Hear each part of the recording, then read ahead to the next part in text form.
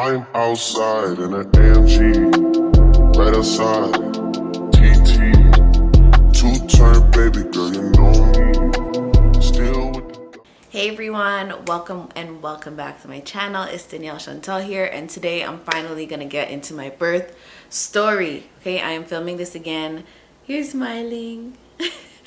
In my nursing pajamas, okay? Very much mom life right now. Baby in front of me. He's getting so big. Some days I'm just like, I can't believe I'm a mom. It's like, it's crazy, but so grateful for the opportunity to be here. Pat myself on the back. But yes, he is the best, the sweetest, the cutest, my everything. And yeah, I will not be showing his face on social media. I don't know for how long, but the plan is to be like probably forever. He's gonna be one of those censored face babies because he's just so precious. But I do want to get him into modeling because he's absolutely the cutest baby I think I've ever laid my eyes on. And a lot of people say that, but he looks like me as a baby. He also looks like my boyfriend as a baby, but like he has his own features. He has green eyes. He's Noah skin color. Like he's like a little Noah. Just so cute. Yes, you are like uncle. Oh, anyways, birth story. I was 10 days overdue. Little boy, yes, he did not want to come out. He was very, very comfy. When I went in for my 40, he's just smiling. When I went in for my 40-week appointment, he was sunny side up, and I was like about 1 centimeter dilated, 0% effaced.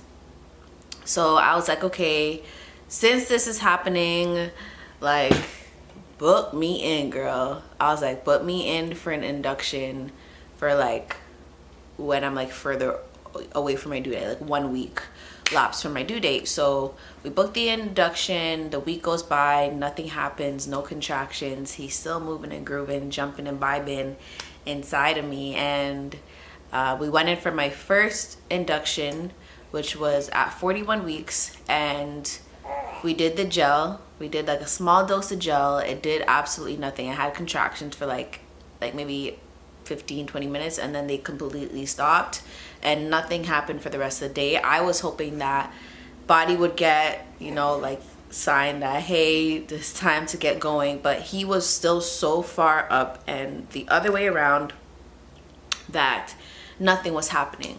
So the next day we went in, he was in a favorable position. He was flipped back towards the outer part of my stomach on the left side. We were ready to go.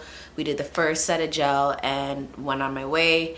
I was having a little bit of contractions, but they were mainly in my back.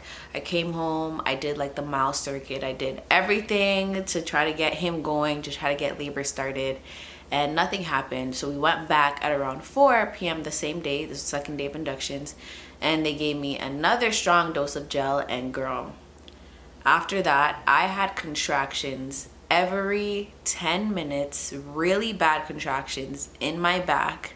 He flipped back over and moved back to my right side.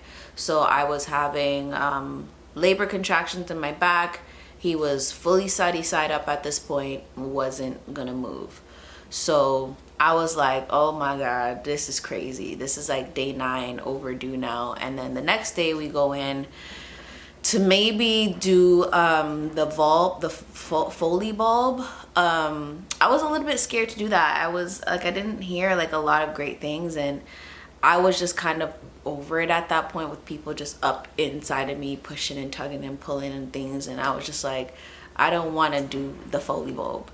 Maybe that would have allowed me to have a natural birth, but we don't know. So yeah, we did that, went in, she checked me, she's like, okay, like you're about 2 to 3 centimeters dilated, a little bit of face, we can admit you. So they admit me, they bring me into the room, they start the oxytocin, they slowly start, you know, putting it up. I'm getting all of the contractions in my back.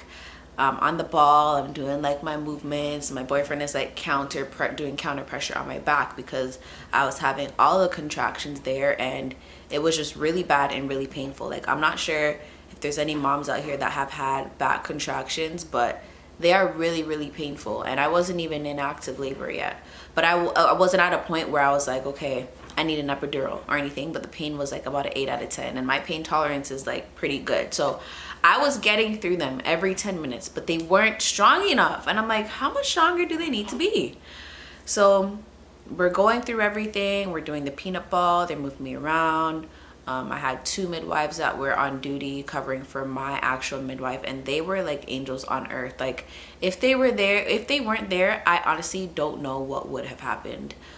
They were the best thing. Like 3 months later, I still remember them and I want to visit them so bad. Like just the sweetest ladies.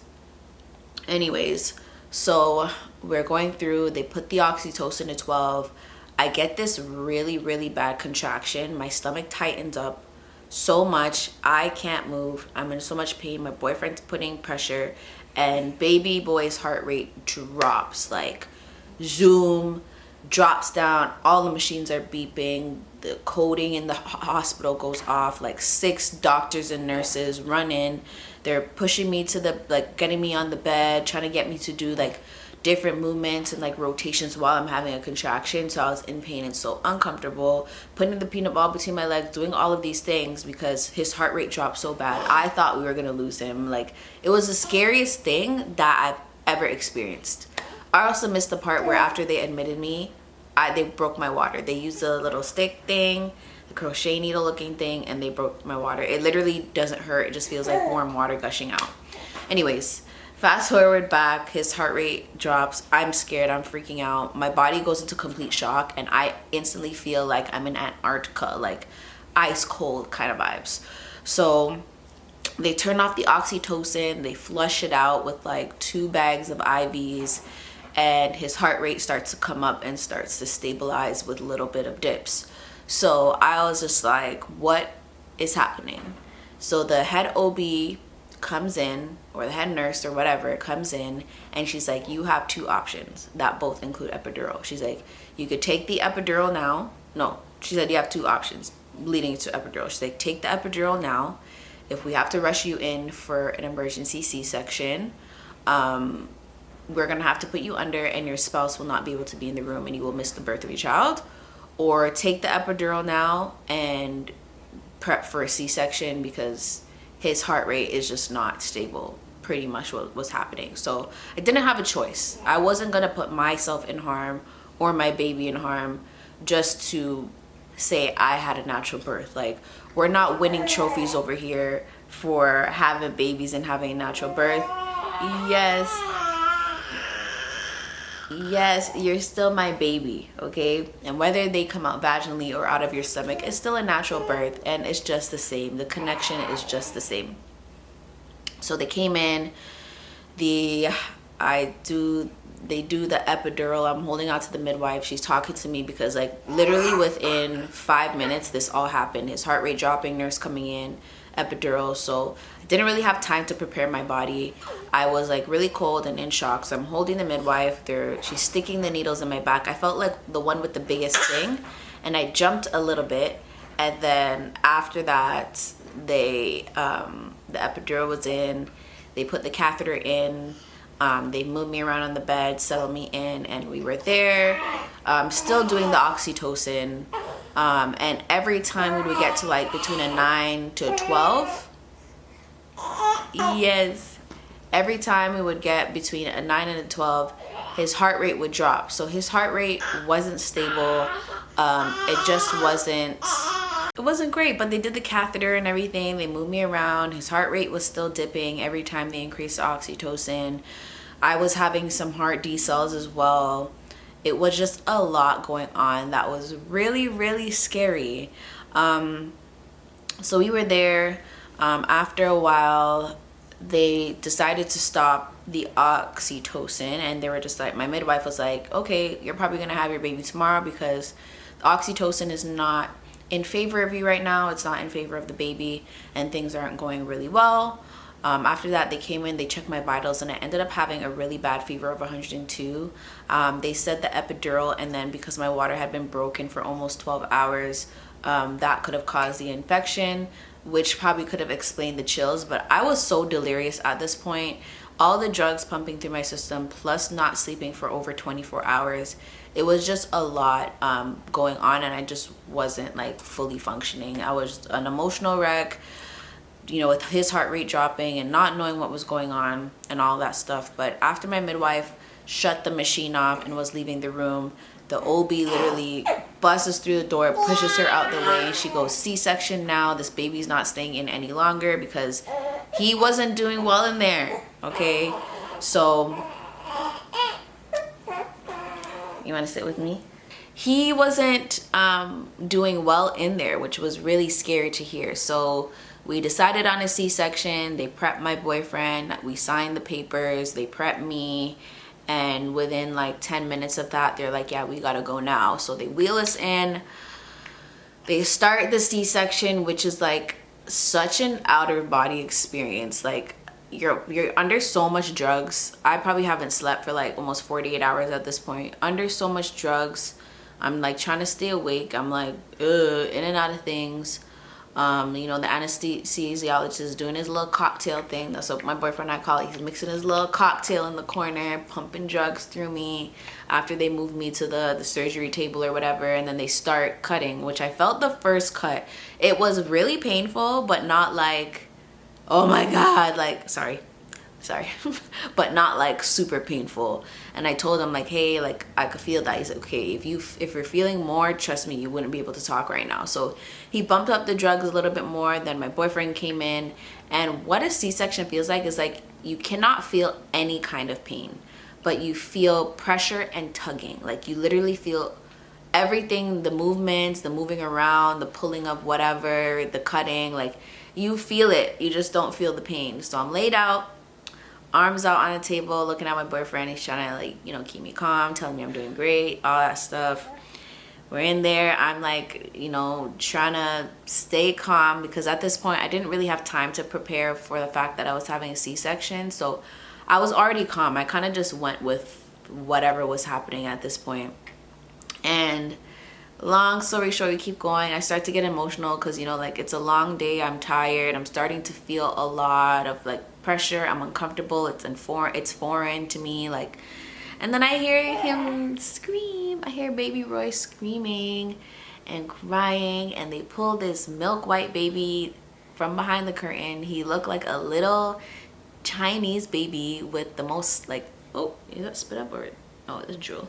He had like super slit eyes, you know, like this, and dark, long, straight hair. Oh my God, I'm baby. And like, you know, like I'm crying, I'm excited. And then my midwife saying congratulations, OBs are like congratulations. And then our neighbor in our building, she actually works at the hospital. Yo, you're drilling a lot. She actually works at the hospital. So she was in my room, and she's just like, she came in to say congratulations when I was on the surgery table. She probably saw my insides. It's crazy. But yeah, like it was just a really nice experience. We took all our pictures with a disposable camera, and I gotta go develop them pretty soon. But yeah, like it was good. After that, they sewed me up. I had like these sterile strips, so like no staples. It was just like the invisible gel stitches, and they sewed me up. They moved me to the table. Felt like I was a little rotisserie chicken. And they walked my boyfriend and I to the, what is this? They walked my boyfriend and I to the, I guess you could say, intensive care unit. I'm not sure, but it's pretty much where they monitor you after surgery. And they immediately start nursing with this little guy. The latch was like crazy. Like it was such a jarring experience. Like you just came out of my stomach and now you're sucking on my titty. It's weird. And then they immediately start pressing on your stomach, which is the most painful thing I think I've experienced in my life. Like I know like after birth and stuff, it's a thing because they gotta like squeeze the uterus, get the blood and everything out. But wow, it was painful. Like I didn't know they start pressing right after surgery. So we go back to our room. My mom is there because my mom has been there all day from the time after they broke my water. She got there. My mom and my brother left not too long after they rushed me to surgery, which I regret telling him to go home because I thought I was gonna have the baby the next day. But yeah, like it was so nice. It was so nice. The recovery wasn't the nicest. Like I don't think I've seen so much blood leave my body ever. It's kind of like scary. Your iron is low, you're super weak, all of that stuff. And at that point, like I hadn't slept. Like I hadn't slept. It was just a lot. The excitement, the nervousness, it was just a lot of emotions flowing at once. But we were in the hospital for about 4 days after because he had jaundice, and I wasn't able to use the bathroom after surgery, like pee, like on my own. After they took the catheter and everything out, I wasn't able to go on my own, so they wanted to make sure like everything was connected and all of that stuff, and my fever was regulated and all of that. So it was just a whole thing. And then we came home and it was just great. We literally live right beside the hospital, which was nice. Stop sucking. He started sucking his thumb, which is just not ideal.